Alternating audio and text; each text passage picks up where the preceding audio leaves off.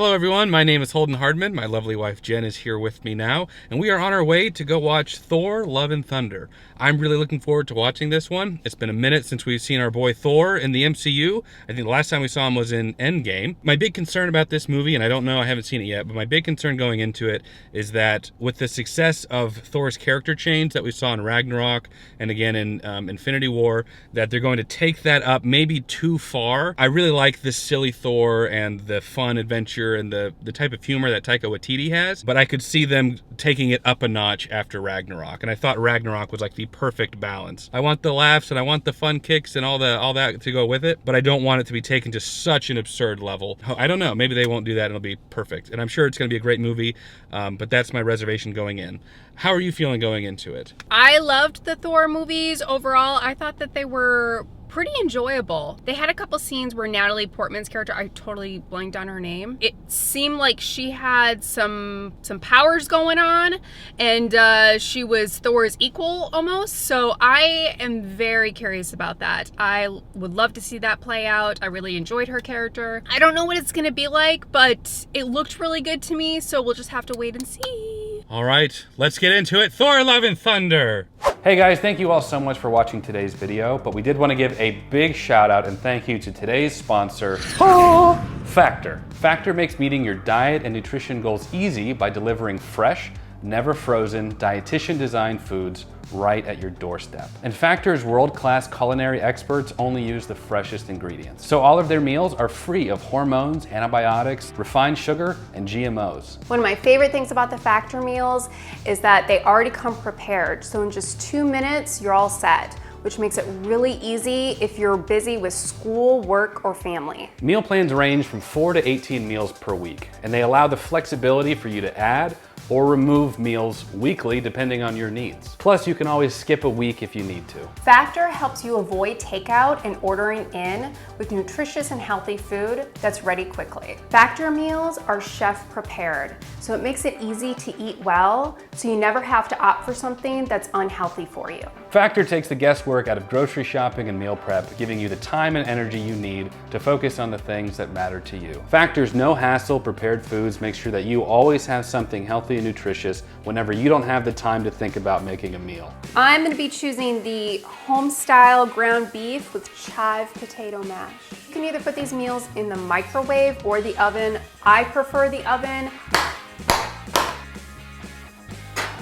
While she's cooking that in the oven, I'm a pretty lazy guy and I like my stuff now. One of the reasons that I struggle with going through the drive-thru is because I favor convenience. So I'm gonna use the microwave, pop this sucker in for 2 minutes.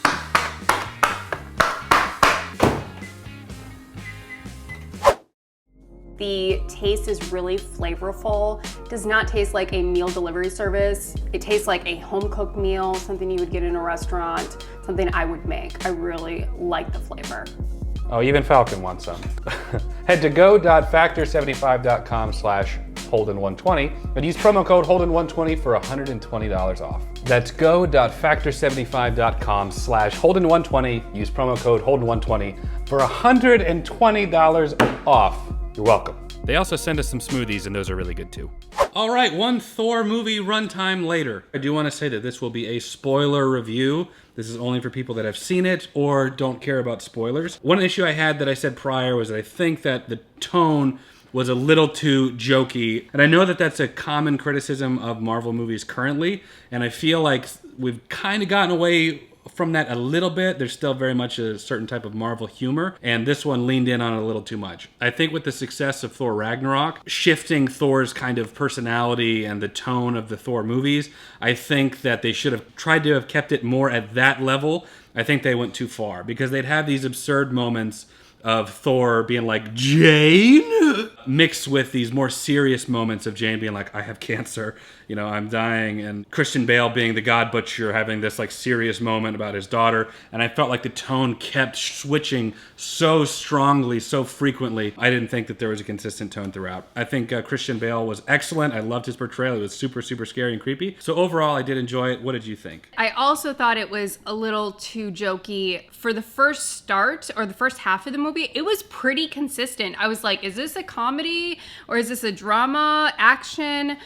Because there was just so much of it. Gore, I thought he was great, and thank God for that character because he really brought those dramatic moments home. Aside from that, it was pretty much comedy. I love comedy, but that's not what I'm looking for as far as the Thor movies, and it seemed very set apart from the other movies. I love Jane. There was a couple scenes that just did not feel right. The one that sticks out the most is at the end for a couple different reasons. With Jane, it was Jane, Thor, and Gore, and they're at the gate. And that felt very soap opera. I am not a fan of scenes where the villain has a short little chit chat with our hero, and he decides that he's just going to switch back to being a good guy and all is well. That happened in this movie. Thor is such a lovable character for me. He's so likable, and when he's on screen, it's so hard to not like what he's doing. And so I still ended up liking the film. I thought it was very creative. I think the funniest thing in this film were the goats, okay? I will hear their cries or their yelps in my dreams. The Guardians of the Galaxy were in this film. I really loved it. I enjoyed a lot of the scenes with them, which was pretty much the beginning of the film. That was definitely a positive, but I was very blown away by Christian Bale's performance. I think that he did fantastic. And then we also had Russell Crowe. I like that they threw in the character of Zeus. That was great. And that was a comical moment for me. So I really enjoyed that. I'm not gonna say it's my least favorite Thor film, but it definitely is not at the top. I like the goats too. I thought that it was played out a little too much though. I thought the first couple times was really funny, and then it just was throughout the whole movie. I liked seeing Lady Thor, Natalie Portman. I think that her inclusion was really good. I liked the banter and interaction between her and Thor. And then, it ending with her being in Valhalla with Heimdall, which was cool. So I don't know how that's going to play into the future. I guess will they be able to get into Valhalla, or will people in Valhalla be able to affect the real world? I don't know. Jen and I talked a lot about the ending and about the God Butcher flipping so soon. And I totally got his motivation. He was like calling out to God when his daughter's dying. He doesn't answer. He finally gets to talk to the God. The God is just this cruel thing that doesn't care. And now he has a vendetta against all gods. I get that. Great. He meets Thor. They have a natural conflict. And then the end happens, where he's finally at the gate of eternity. He can make his little wishing well wish, either to kill all the gods or perhaps bring his daughter back.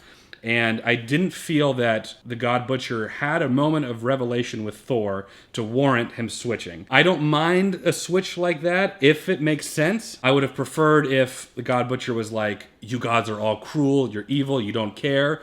And maybe Thor tries to convince him we're not all like that, or something to that effect. But they didn't have that conversation. It was just hey, you can wish your daughter back. Not only that, but I will take care of her. I'm a god. And from your perspective, all gods are evil and corrupt. Also, go with love. Oh yeah, go with love. I don't buy his conversion. I think he still would have killed all the gods if he had the choice to do so.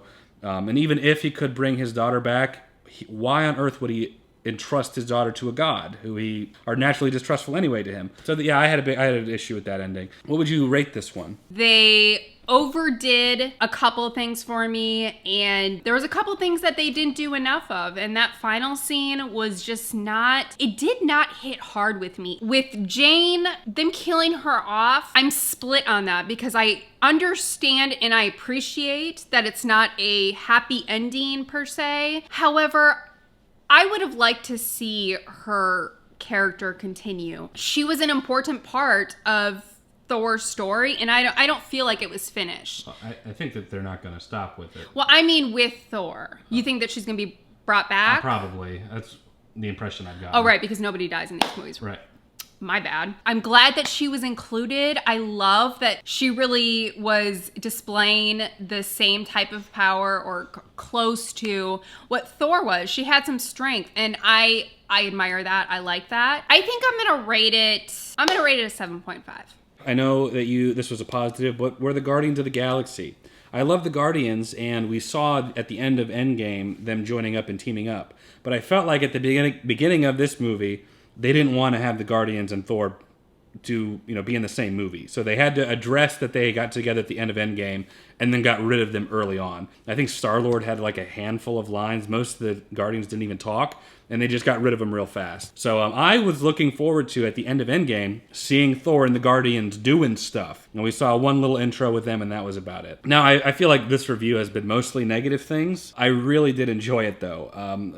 A lot of the funny parts were funny. Like Jen said, some of the funny stuff didn't hit. And I think that if we were not already familiar with the character of Thor and didn't already have, 10 plus years of a backstory with him, I probably wouldn't have liked this movie as much as I did. I also wish that we could have gotten more character development from God Butcher, because Christian Bale, I feel like, was like excellent at that. He was super sinister. His motivation was clear, made sense. It was direct conflict with Thor. Once he had the sword, we really only saw him a couple times throughout. He was causing some little, some ruckus with his shadow monsters, but that was about it. But still, it was a fun ride.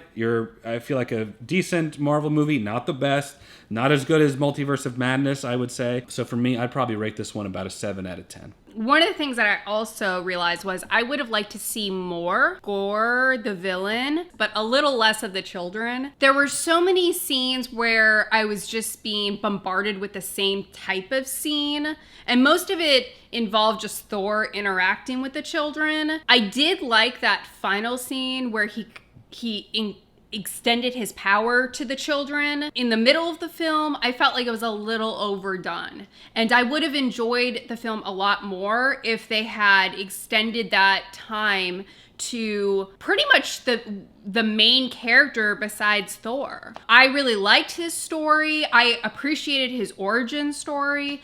And so I would have liked to see more of that. And I think if they had done that, I would have upped my score a little bit, honestly. He was very powerful, and I enjoyed seeing him on film. Yeah, I agree. At one point, I was watching the movie, and I was like, this would be a good Spy Kids movie. Like a good scene from Spy Kids, like get electric powers or something. But those, of course, are just some of our thoughts on the movie. We'd love to know your thoughts down in the comments below. So leave us a comment about what you thought about Thor Love and Thunder. Are we way off base? Did all the jokes hit for you? Let us know down below. If you enjoyed this video, leave it a like. It does help the channel out a lot. Subscribe. You'll be notified next time we post a video. And check out Patreon. You can get early access to select stuff, as well as full-length reactions to some of our full-length movies and stuff that we watch too. But as always, Jen and I appreciate you watching. We'll catch you in the next video.